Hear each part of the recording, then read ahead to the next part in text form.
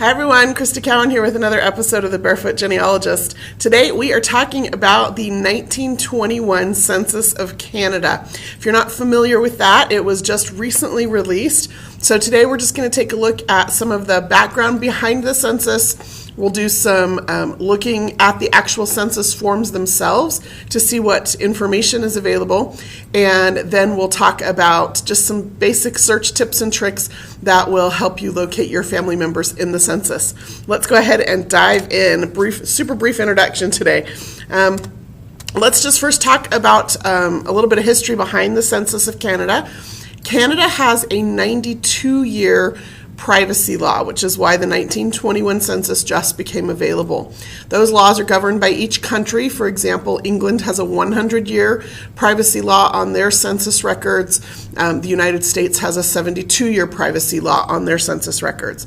So the 1921 Census of Canada is the most recently available, and it was just released a few months ago by the Canadian government. The census date was the 1st of June, 1921.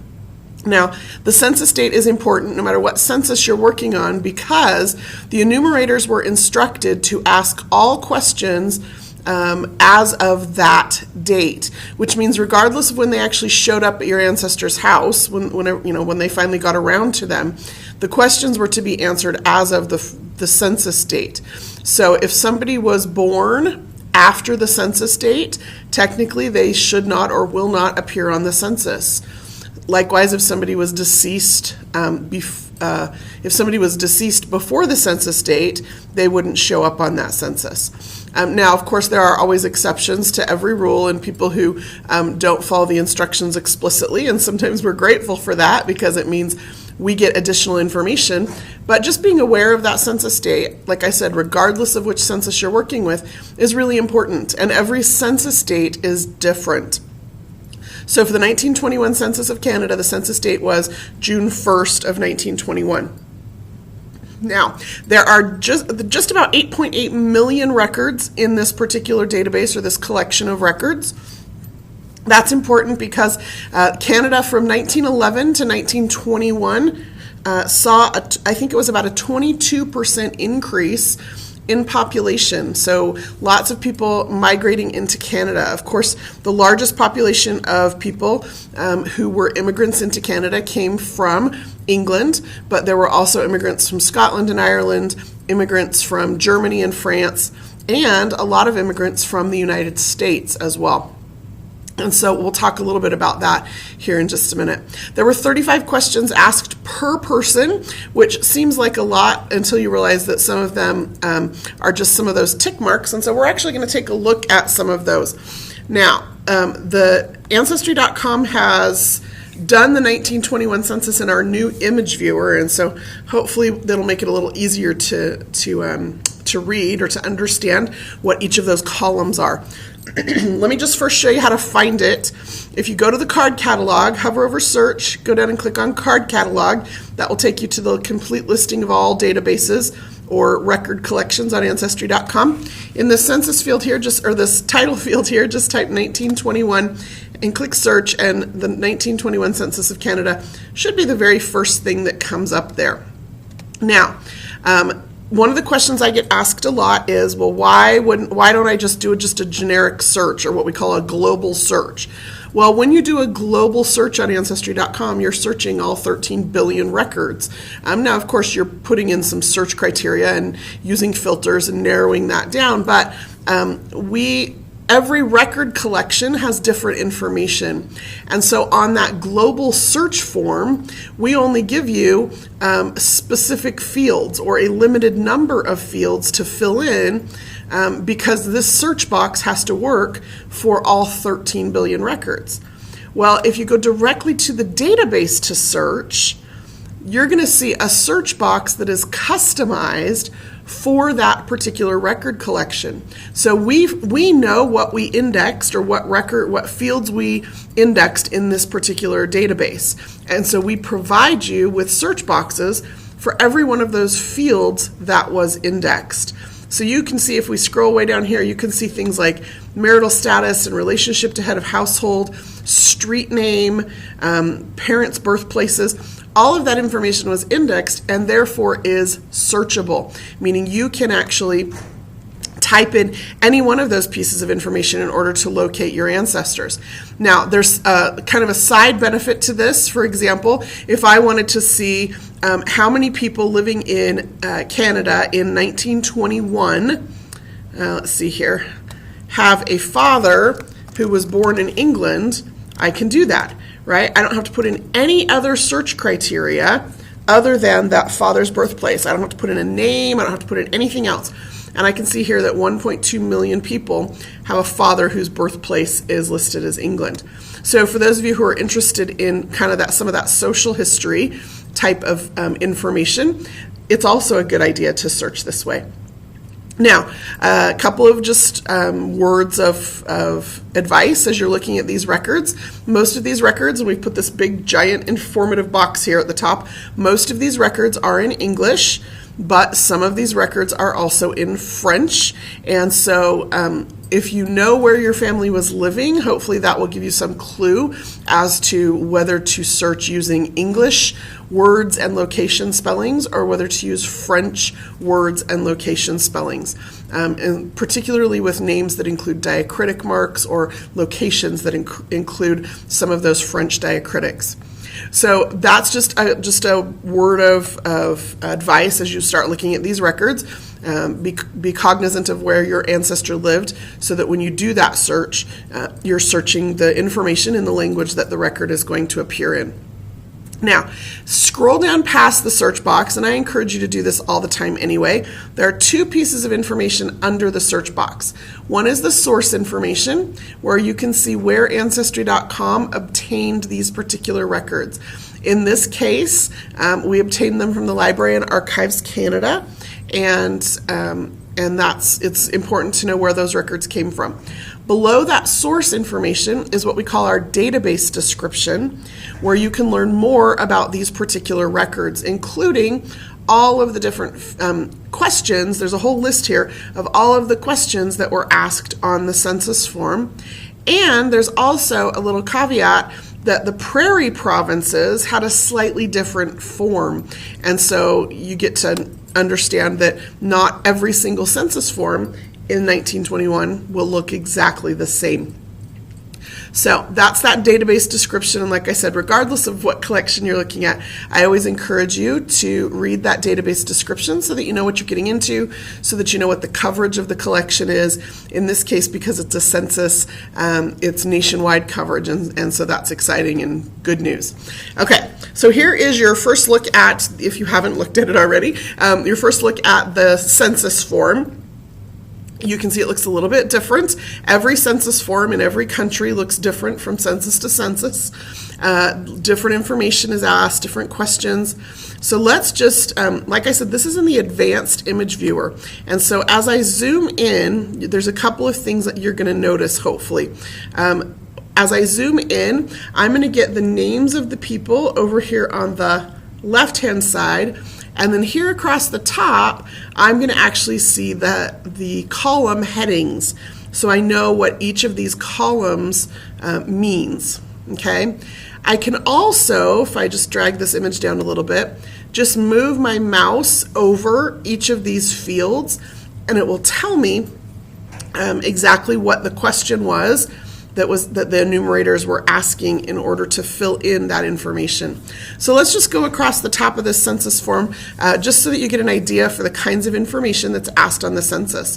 First of all, the dwelling number. These are sequential, which just means as the enumerator went from house to house, he just noted that this is the next residence and this is the next residence. Okay.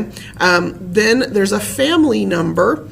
So you may have multiple families living in a single dwelling, and so these numbers may augment more quickly than the dwelling numbers. Then there's the name of each person in the family, the household, or the institution. And then there's a series of questions here about the place. So, and there's some really specific instructions, so I'm going to read this to you. It's the place of abode, and the instructions were, in rural localities, give the parish, section, township, range, and meridian. In cities, towns, and villages, give the street and the number of the dwelling. So this particular census that I'm looking at is for a very, very rural area in Saskatchewan. And so what you can see here then are, let me just zoom in on these, are these numbers, right? So these numbers here are, as instructed, the section, the township, the range, and the meridian for that particular dwelling. So it's a mapping information so that you can know exactly where somebody lives. Now, if I come over here, here is a census for a town in Alberta, and you'll see that the information looks a little different in that section. Here it says 2nd Street West in Raymond. So, 2nd South Street West. Okay, so it's it's actually a street address as opposed to a series of numbers that identify the location. So that's their address information or their location information. The next section on the census actually asks for information about the house itself, which I find hugely fascinating for a number of reasons. So the first question, and if you've worked with U.S. censuses, you're familiar with this question, is the home rented or owned? If it's rented, put an R. If it's owned, put an O. Okay, so you can see here we've got several O's. The next question is, if it's rented, how much rent are they paying per month? Following that is the class of house. And there's a few, I actually read the enumerator's instructions just because I wanted to make sure I understood. There are a few different things you're going to see. Most frequently what you're probably going to see is an S. S just means it's a single family dwelling or a solitary dwelling. You might also see an A if it's an apartment. I think another one is a D, which stood for like a duplex or a multiple family dwelling. So this is just the kind of dwelling that it is. Then the next question is, and this kills me, materials of construction. So is the house made of wood? Is it made of stone? Is it made of adobe? Is it made of brick? Whatever, right?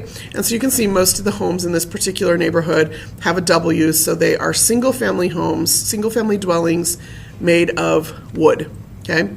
And then this final question in the section about the classification of the home has to do with the number of rooms occupied by the family. So how many rooms in this dwelling does this family use in their day-to-day living? And so if you scroll down, you'll see here, some say 3, 2, I can come over to this other image here. I've got some that say 7 and 5. So it's just, again, just fascinating information as you look at this and think about how many people live in this household, and are they living in a single family dwelling? Are they living in an apartment? Are they living in a rural area? Are they living in a city or a town? How many rooms in their home are they using? When you've got a lot of small children, or do they have a lot of teenage children? Do they have space? It starts to paint a picture or tell a story about the life that these people are living. And I just find that, again, just fascinating.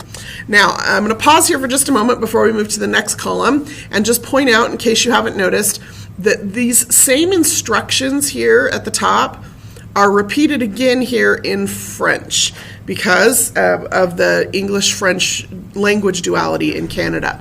So same exact instructions, it's just here in English and here in French, just in case you can't read that or start looking at it and wondering what that is. Okay, the next section has to do with personal description. This is the information that most of us are used to seeing on a census record. So the first column, of course, is going to be the relationship to the head of household. So that's where you're going to see things like head for head of household, wife, son, daughter, granddaughter, lodger, boarder, brother-in-law, whatever that relationship might be, okay? Next is the sex, male or female. Then you're going to see marital status. Marital status almost always is going to be single, an S for single, an M for married, a W or a WD for widowed, a D for divorced. They also have a separate classification for legally separated, or LS. In the United States in the 1940 census, that looked like an M with a number 7 next to it. So just meant that the two people weren't living in the same household. Here they actually have a separate designation for legally separated. So it's slightly different, but those are the different kinds of relationship classifications you're going to see. And then the question is, in this final column in this section, the age at last birthday. Remember, the census date was June 1st, 1921. So if their birthday was June 2nd, technically they may appear to be a year younger than you might expect to see them. So keep that in mind. Now, this next section is entitled Nativity, and basically what it is where they were born, both the person and then their father and their mother. The instructions were, if they were born in Canada, to give the province in which they were born, and if they were born in a foreign country, to just give the name of the country. So you're going to see, at least on this particular page, lots of USA, right? So this girl was born in the U.S., both her parents were born in the U.S. This particular younger sister was born in Saskatchewan, and of course then the parents were born in the U.S. This youngest brother also born in Saskatchewan. This guy was born in the U.S., but his parents were both born in Ontario. So that's you'll see this a lot in the Canadian census, or at least it's been my experience. Maybe it's just because of the people I'm looking up, but lots of back and forth across the border, Canada to the U.S., for a lot of reasons. But both the families I actually looked up this morning just to make sure I was ready for this, both have a lot of back and forth migration across the border, both in the family as well as the generation before and the generation after. So just kind of keep that in mind when you see things like, children born in Canada, parents born in the U.S., or children born in the U.S., parents born in Canada, living back in Canada again, okay? If the person, so not their parents, but if the person was born in somewhere other than a Canadian province or territory, you're going to see some information in this citizenship category or column, which is next. So this first column is the year in which they immigrated to Canada. So in this case, she came in 1917. This guy came in 1910, 1916, 1905. Okay. The next column will be the year in which they became a naturalized citizen of Canada. So in this case, this guy became a citizen in 1916. This person is actually still an alien or not yet a citizen of Canada. So it says AL for no naturalization year. And then column 20 here is their nationality. So you can see Canadian, Canadian, Canadian, American. If you scroll down, you might see some other options there. So that citizenship category is year of immigration to Canada, year of naturalization, and then nationality, or to whom they pledge their allegiance. Then the next section, and again, this is one of those fascinating things that I wish every census asked this level of detail, because it's just a gold mine for a genealogist. The first one is going to be, and some of these questions, of course, are worded in the language of the day, racial or tribal origin. So in this case, they identify as English or they identify as Irish. It's how people self-identify. So it doesn't matter if they were born in the U.S. or Canada or whatever. How do they identify? And so you'll see English, Irish, German, Scottish, French, whatever that is that they identify with. The next two questions are about language. So can this person speak English? Yes or no? And can this person speak French? Yes or no? And so you'll start to see some of the Children in a family sometimes within just a generation become bilingual, or sometimes it goes the other way. The parents are bilingual, and within just a generation, the children lose one of those languages, typically French. Kind of an interesting look into that family and what's happening there. And then the next question here is language other than English or French spoken as a mother tongue. So if they spoke another language, particularly if they were from somewhere else, is that, what is that? Did they speak Spanish? Do they speak, Gaelic? Do they speak whatever, right? And then this question is actually a question about religion. So the question is religious body, denomination, or community to which this person adheres to or belongs.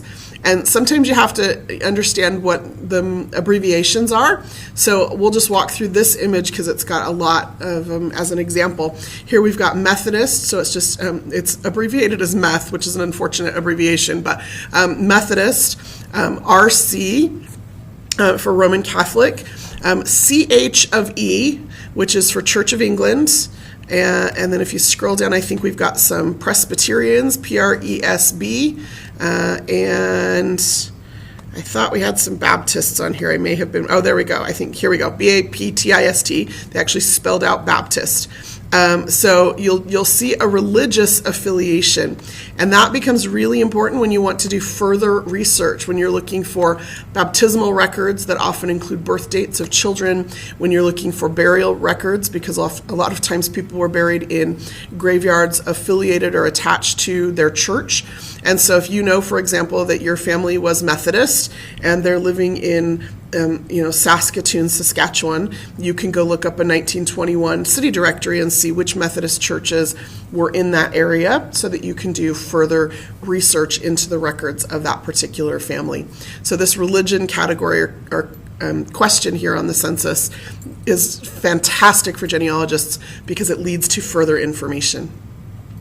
Oh, but wait, we're not done. It just keeps going, right? So the next section here is education, and much like on U.S. Census records, just some basic questions about their education. First question is, can they read, yes or no? Next question is, can they write, yes or no? Now you notice these first few here are no's, but you may or may not remember these top few lines here on this particular record are actually small children, so we wouldn't expect them to be able to read or write. And then the final question here in that education column is, how many months were they in school since the 1st of September 1920? So since the beginning of the last school year, did they attend school, and how many months? And so you'll see some say 0, some say 9. It just depends. And that, again, provides you with some insight about the importance of education, or, is it a farming family? Did they have to pull their children out of school to help with the harvest or to help with planting, whatever? It starts to provide a story or a picture about what's happening with that particular family. And then the last section here, questions 29 to 35, this last section is here, profession, occupation, and employment. So the first question is the chief occupation or trade, and I love that it says be specific and give as definite information as possible, as if they weren't giving definite information on all other columns, right? So again, because I'm looking at a rural area, lots and lots and lots of farmers. If I switch over to this other census record here, we're actually going to see some farmers, but you'll see some students. I think one of these guys is the marshal. He's the marshal of the town of Raymond. So that's just the occupation or what trade they engaged in. The next column is the status of their employment. So they wrote an E if they were an employee, a W if they were a worker, and an OA if they're working on their own account. So very often what you'll see for farmers is an OA, but then you might have a farm laborer who's listed as a worker. Usually that's going to be someone who goes out and does work for different farmers in the community. If it's a W next to a farm laborer, it usually means they are employed by, or an E, it usually means they are employed by one particular farmer that they work for, usually their father or a brother, but somebody specific. So again, that's an E for an employee, a W for a worker, and an OA means they're working on their own account or they own that particular business. This next section here has to do with if they're an employer, then they need to state what their principal product is that they create or develop. If they're an employee, they need to list where they're employed. Examples given are a farm or a cotton mill or a foundry or a grocery. And then if they work on their own account, just the nature of that work. So this farmer here, he's a farmer working on his own account on a farm, farming, right? That's his mode of employment. Then these last few columns have to do with income and unemployment. So the column 32 is the total earnings for the past 12 months since June 1st of 1920. So in the last year, how much income, what were your total earnings? And you can see here sometimes on census records, remember, census records weren't created for the purpose of genealogists, as much as we rely on them and as much as we'd like to believe that. They were created for the purposes of allowing the government to enumerate the people and make sure that they have adequate services and get an understanding of representation. And you know, there's several governmental reasons. And so you'll oftentimes see these little markings, you know, X's or check marks or squiggly lines over things because some government worker went through and tallied information. And so sometimes they'll X something, and sometimes it makes it difficult to read what's on that record. But again, keep in mind these records weren't created for genealogists. So in this income field, you know, here you can kind of see 1,500, 2,500, 2,000, like this is how much income these people are earning, but sometimes those X's get really heavy, and so you have to look really closely, zoom in quite a bit, use your zoom features here, make sure that you're reading that information accurately. So that's the income question. The next question is if you whether or not they were employed on census day. And then the last two questions are the number of weeks they've been employed in the last 12 months. And then the final question is how many of those weeks were because of illness. So if we look here at the town marshal of Raymond, he earned an income of $1,100 over the course of the last year. He is employed as of census day, but he was out of work or unemployed for 9 weeks the whole previous year, and 8 of those weeks were due to illness. So that's how he answered those particular questions, or how those questions were answered for him. So that is the columns on the 1921 census. Sometimes you have to pay a lot of attention, but like I said, they tell stories.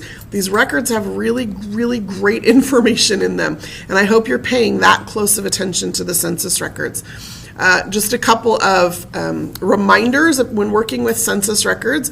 When you find a family that you are interested in, there are a couple of things you can do on this image. First off, there's an index down here. So down here in the bottom left-hand corner, I can just click once on this index panel. It pops it up. And then if any piece of information was transcribed incorrectly, you can actually click on that and make a suggestion for a correction or an amendment to that particular record that then becomes searchable. Also, and this sometimes happens, when you're looking through a record, you actually searched for, in this case, Albert Lee Cowan, and I find him, but what if next door to him is another family I'm interested in? I can come down here and I can actually click on this, any record of any family down here, and then when I click my little back arrow button here, this little go back to record button, it will actually take me to the record for the new person that I clicked on, rather than taking me back to the record for the person I originally searched. So you'll notice the name changes up here. I'm now on the record for Marie Ange Geneste, or Irene Gladys Pickett, whatever record I click on. When I click the go back to record button, that's where it'll take me. That's important if you want to attach a single census image to multiple people on that image or multiple households on that image without having to go back and search for that person. So you just open up the index, click on the record, and then you can save it to that person or go back to the record page for that person. Okay. Also, there is a related content panel over here. If I just click on related content, you can see it opens and closes this side panel over here. This is two things. First of all, it gives me my suggested records. So for the person that I'm looking at, these are the other records that Ancestry.com is hinting to you or thinks might be pertinent to this particular person. And then you'll also see, there aren't any on this record because the 1921 census is so new, but you'll also see if anyone else has attached this specific record for this person to their tree. So you can start to look for other people who are interested in the same people that you are interested in. And because this is a new record set, like I said, there aren't any here yet, but you'll see those start to show up. And if you need to go look at a couple of maybe the 1911 census or some earlier census records, just so you can see what I'm talking about, you'll see that there. So that's the related content panel. Final thing on this image, down here at the bottom, you're going to see a little image to go back and forth images. In this case, it says I'm on image 13 of 17. I can use these little arrows to go forward an image or to go backward an image or two, and I always recommend that you do that, particularly when you're out of big cities.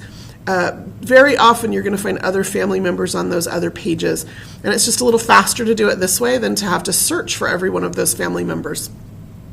If you want to jump to a specific image, you just highlight this number, type in the number of the image you want to go to, and click go, and then you can go page by page through that particular enumeration district, through all 17 images or whatever, okay? So you just highlight that first number, type in the number you want, and click go, and it will take you to that particular image. So that's how we work with those images. That's all of the information on the columns. Last thing I just want to show you here, as you're searching, remember, you don't always have to have a first name or a last name. Sometimes you don't need either. If you know a birth year, you can mark that exact with a particular range. If you know a birth location, you can enter that. Remember, if they were not born in Canada, it will only list the country. But if they were born in Canada, you can search by province as a birth location. If you know where you expect them to be living, you can put that in. So for example, I could say, I want to find all people who were born in England in 1895 plus or minus 5 years who are living in Alberta specifically. And you'll notice I've marked every one of those exact. No name. So I'm looking for everybody born in 1895 plus or minus 5 years in England, living in Alberta, and I can just do a search with just that information. Now there's 14,000 of them, so I might want to come in here and narrow it down. Maybe I'm specifically interested in a specific location in England or in Alberta. So I could say, I want to see everybody living in Medicine Hat. And now I'm down to 263. And really, I'm only interested in the women. So I can come down here to gender, select female, and now I'm down to 151. 151 women born in England between 1890 and 1900 who are living in Medicine Hat. And I didn't even put in a name. And sometimes you have to get a little creative. Sometimes when you've got, for example, this top entry here, where she's actually become a nun, and therefore her name has changed. And so maybe I need to look at that a little closer and see if that's my person. Maybe I'm looking for somebody who got married and I don't know her married name, but I know that her family stayed in that location. Whatever. You can get really creative with your searching, and you'll notice I very often will put in one piece of information at a time and then search and see how many search results I have. And if I feel like it's too many, then I'll narrow it down by adding one more piece of information at a time, until I end up with what I'm interested in. So that's how I use that search feature. I encourage you to play around with it as well. You can also browse directly to specific record collections. So I could come in here and choose Alberta, and I could choose Edmonton West, and then using these descriptions, if I know where my family lived in that particular area, go directly to a set of images again, and then just use these arrows down here to go image by image or browse through those particular records. So that is the 1921 census. Let me just remind you that census records are super valuable for family history, but like all records, they should lead you to more records. So think about the information that you discover on the census and then let that lead you to birth, marriage, and death records or naturalization and immigration records. We talked specifically about church records, but there are also employment records and educational records, all kinds of different records. When you're looking for your family member, don't rely on a single record to tell the whole story. In particular, the biggest weakness of the census is that we don't know who provided the census taker with the information. It could have been the head of the household. It could have been the next door neighbor. It could have been the 13-year-old daughter. And so the information is only as accurate as the person who provided it. So always look for additional information or as many records as possible about your family members to make sure that you have the most complete picture and to make sure that you're getting as close to the truth as possible when it comes to the story of their lives. Not only will that help you have the correct and accurate story of their life, but it will also make sure that you don't create your own brick walls in trying to grow your family tree back another generation. Until next time, this is Crista Cowan. Enjoy that 1921 census and have fun climbing your family tree.